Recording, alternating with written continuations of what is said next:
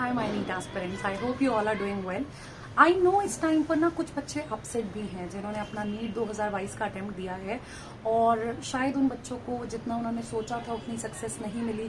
शायद जितने मार्क्स वो एक्सपेक्ट कर रहे थे उनको वो मार्क्स नहीं मिले और उनके अंदर ये इमोशंस चल रहे होंगे कि हमने बहुत ज़्यादा मेहनत की, भगवान ने हमारे साथ ऐसा क्यों किया, हमने जब इतनी मेहनत की थी हमें क्यों नहीं अच्छा रिजल्ट मिला, शायद हम इस चीज़ के लायक नहीं थे या मेहनत करने जैसी कोई चीज़ नहीं होती, इतना दिल से हार्डवर्क करने के बाद भी किसी के साथ ऐसा कैसे हो सकता है। आई एम प्रीटी श्योर बहुत बच्चों के दिलों में ये ख्याल चल रहे होंगे।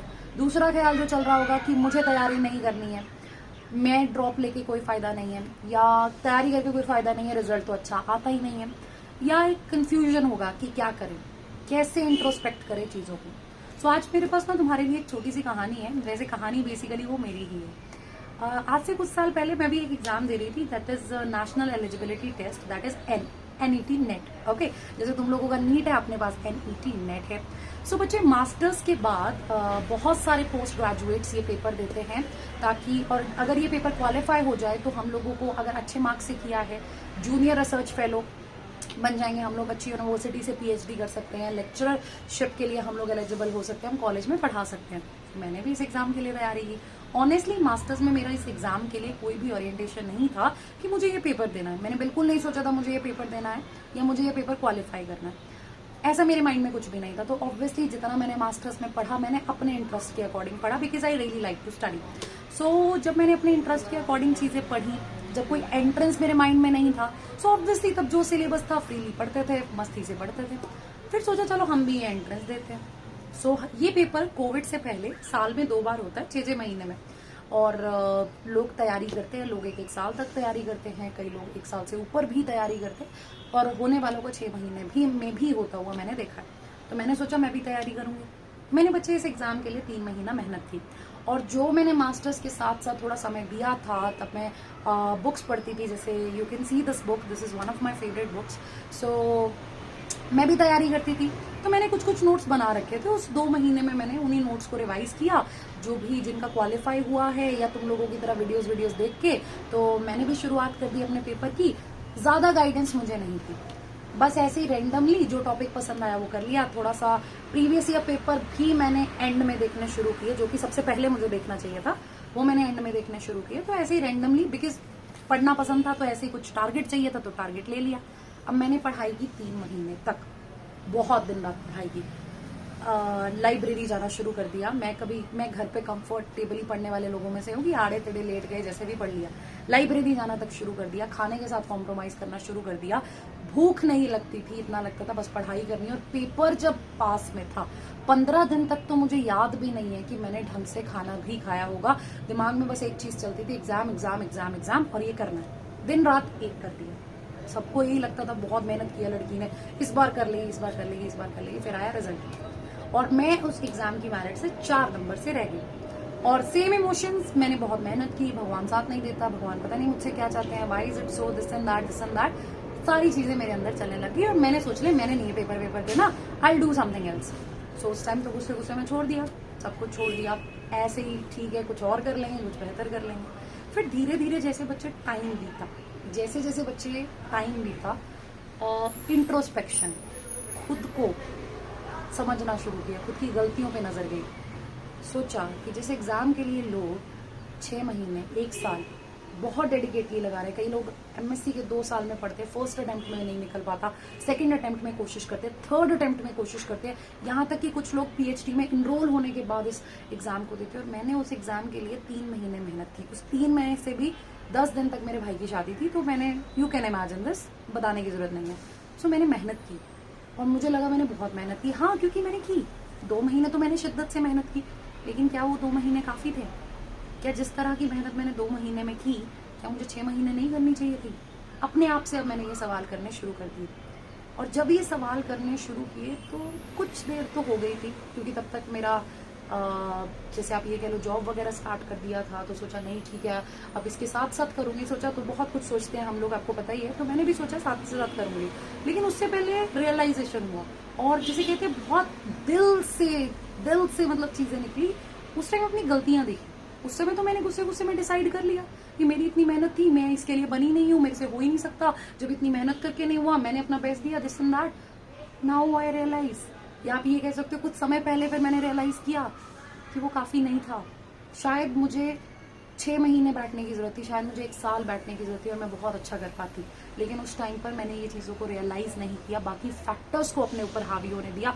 मैंने ब्लेम गेम शुरू कर दिया कि इसकी वजह से नहीं हुआ, उसकी वजह से नहीं हुआ, ऐसे नहीं हुआ, ऐसे नहीं हुआ। मैंने अपनी कमियां नहीं देखी, और यही मुझे लगता है कि बहुत सारे नीट एस्पिरेंट्स करते हैं। क्या तुमने शुरुआत से तैयारी की थी? अगर तुमने शुरुआत से तैयारी की थी, तुम्हारा पेपर नहीं हुआ, तुमने जी जान लगा के तैयारी की थी, तुमने अपना बिल्कुल टाइम वेस्ट नहीं किया। अगर आप शीशे के सामने खड़े होकर खुद को देखते हुए ये बात कह सकते हो, आप छोड़ दीजिए, आप मत पढ़िए अब दोबारा इसके लिए, आप किसी और चीज को ढूंढिए, आपको विद टाइम पता लग जाएगा कि what you actually want in your life. लेकिन क्या तुमने मेरे वाली गलती की थी कि 2 महीने तो ऐसे शिद्दत से पढ़े कि ओ माय गॉड दुनिया एक कर दी हमने? क्या तुमने भी वही किया कि लास्ट के 6 महीने में उठा के 1 शॉट देखने शुरू कर दिए, PYQ सॉल्व करने शुरू कर दिए, PYQ सॉल्व भी हो गए, 1 शॉट भी कर लिए, NCERT 1-2 बार पढ़ ली और लगा भाई साहब हमने तो 11th और 12th मास्टर कर ली? तुम्हें लगता है लोग 3-3 साल तक पढ़ाई करते हैं इस पेपर के लिए, और कई बार 4 साल तक भी, या कम से कम 2 साल की डेडिकेशन तो तुम्हें चाहिए ही चाहिए इस पेपर के लिए। क्या तुमने दी थी? क्या तुम्हारे अंदर उतनी डेडिकेशन थी? क्या तुमने सिर्फ लास्ट में 6 महीने, 3 महीने, 4 महीने पढ़ाई की है? अगर तुम्हें ये भी लगता है कि मैंने 1 साल शिद्दत से पढ़ाई की है, लेकिन उस 1 साल में मैंने पूरी जान लगाई है, मैंने 11th 12th पूरा कवर किया है और मैं कुछ मार्क्स से पीछे हूं, और तुम्हारे अंदर वो एफर्ट है कि मुझे ट्राई करना है, then go for it, then don't stop yourself. कहीं और एंटर कर जाओगे, जैसे मान लो मैंने उसके बाद और चीजें करनी शुरू की, बेहतर की, खुशी भी हुई, बहुत अच्छी है जो कर रही हूँ, बहुत खुश हूँ उसमें, लेकिन कभी ना कभी लगता है यार दोबारा से देना था, वो करनी चाहिए थी, मेहनत शिद्दत लगानी चाहिए थी उसमें, और शायद मैं करूंगी भी। ये बच्चों के मैसेज देख देख के मेरे अंदर से ये रियलाइजेशन आई है, यार give it a try once again, है ना, एक बार और ट्राई करते हैं।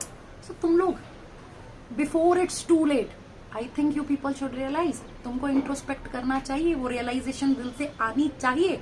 तुम्हें अपनी कमियां ढूंढनी पड़ेंगी, रादर देन एक ब्लेम गेम की बजाय अपनी कमियां ढूंढनी पड़ेंगी। क्या तुमने शुरुआत से तैयारी की थी? पहला सवाल अपने आप से ये पूछो, क्या जितने समय तैयारी की थी वो समय सफिशिएंट था? क्या तुमने एक प्रॉपर डायरेक्शन फॉलो की थी, या रैंडमली कुछ भी पढ़ना स्टार्ट कर दिया था मेरी तरह? कोई प्रॉपर ढंग से, कोई ये नहीं कि ये सिलेबस कर लो, वो कर लो, क्वेश्चन प्रॉपर प्रैक्टिस कर लो, या कहीं से कुछ भी सुना शुरू कर दिया, मतलब बिना मेंटरशिप के काम किया, ढंग से काम नहीं किया? कैसा किया, ये तुम्हें रियलाइज करना है, और तुम्हें एक पेपर पर लिखनी है ये चीजें। तुम्हें ये पेपर पर एक चीजें लिखनी है कि क्या किया है मैंने, क्या गलतियां की है मैंने, क्या इस बार भी मेरा वही हाल है? क्या मैंने 6 महीने और सोचने में वेस्ट कर देने कि ओ माय गॉड मेरा पेपर नहीं हुआ, या मैंने रोने धोने में निकाल देने, या मैंने स्टार्ट करना है? This is what you need to decide, this is the high time. बच्चे, ये एग्जाम अगर तुम बोलो कि मैंने 3 साल के बाद देना, 4 साल के बाद देना, मत सोचना, कंपटीशन बहुत बढ़ जाएगा, चीजें बहुत ज्यादा बदल जाएंगी। अभी उसी सिलेबस में हो। अगर तुम्हें लगता है कि मैं किसी और कोर्स में, अगर अंदर से इच्छा है, मैं ये कह रही हूँ, अगर अंदर से इच्छा लगता है मैंने किसी और किसी भी और कोर्स में जाना है और फिर मैंने तैयारी करनी, फिर मैंने देना है, क्यों? अगर अभी मौका है तो क्यों नहीं? तुम्हें मेहनत करनी पड़ेगी, तुमने आज नहीं की, तुम्हें जिंदगी में आगे जाके मेहनत करनी पड़ेगी। सो क्यों ना वो अभी से अपनी नेचर में चीजें उतारी जाए।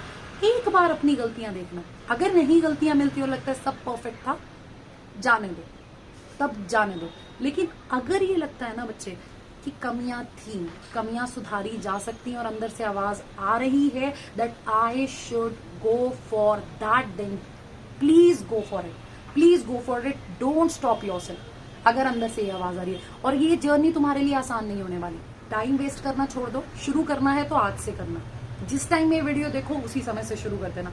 ये जर्नी तुम्हारे लिए टफ होने वाली है। तुम्हें 1 साल में अपने दोनों क्लासेस के सिलेबस पूरा करना है, तुम्हें एक पेस पकड़नी है। तुम जिस दिन उसमें से ऑफ बीट हो जाओगे, शायद तुम बहुत कुछ मिस कर जाओ। तुम्हें हर दिन अपडेटेड रहना है, तुम्हें इस लेवल का भी हार्ड वर्क करना है, और वो तभी हो सकता है अगर अंदर से आवाज आए। कोई फोर्स कर रहा है मत करना, अंदर से आवाज आ रही है तभी जाना। मेरे जैसी गलतियां की हैं और फिर भी भगवान को कोस रहे हो या किसी और फैक्टर को कोस रहे हो, मत करना। इन चीजों को रियलाइज करना और उसके अकॉर्डिंग अपना एक डिसीजन लेना। कमेंट बॉक्स में मुझे जरूर बताना कि तुमने क्या सोचा है, क्या नहीं सोचा है, क्या तुम भी यही सब फील करते हो या मैंने ही ऐसा सब फील किया था। सो इस बुक को पढ़ रही थी, ऐसे ही बाई चांस कुछ मिला। पुराने हम भी कॉलेज टाइम पे ऐसे कुछ लिखती रहती थी मैं। सो ये बड़ी प्यारी सी चीज मिली है, बहुत ज्यादा साफ नहीं है, फिर भी शायद तुम समझ पाओ कि गुड थिंग्स टेक टाइम। अच्छी चीजों में के लिए समय लगता है। समय तुम्हें देना है या नहीं, now you have to decide. Comment box में जरूर बताना बच्चे, और उसके अलावा कोई भी और इशू है मुझे जरूर बताना, I will definitely make a video on that. अब फील होता है तुम लोगों के साथ वो कनेक्ट, और मैं दिल से चाहती हूँ कि तुम लोग कुछ बहुत ज्यादा बेहतर करो अपनी लाइफ में। अगर मैंने कहीं पे कहीं कमी छोड़ी है, कहीं गाइडेंस की कमी थी या कुछ भी थी, आई रियली डोंट वांट कि मेरे बच्चे वो कमी भुगतें। So do watch this video, do share this video, और कमेंट बॉक्स में मुझे जरूर बताना कि तुमने क्या डिसाइड किया। और अगर आप हमसे जुड़ना चाहते हो तो वीडियो के डिस्क्रिप्शन बॉक्स में आपको सारी डिटेल्स मिल जाएंगी, you can go for it. पर स्टार्ट करो, एक बार अच्छे से सोचना और फिर शुरू जरूर करना। Till then take care, bye bye.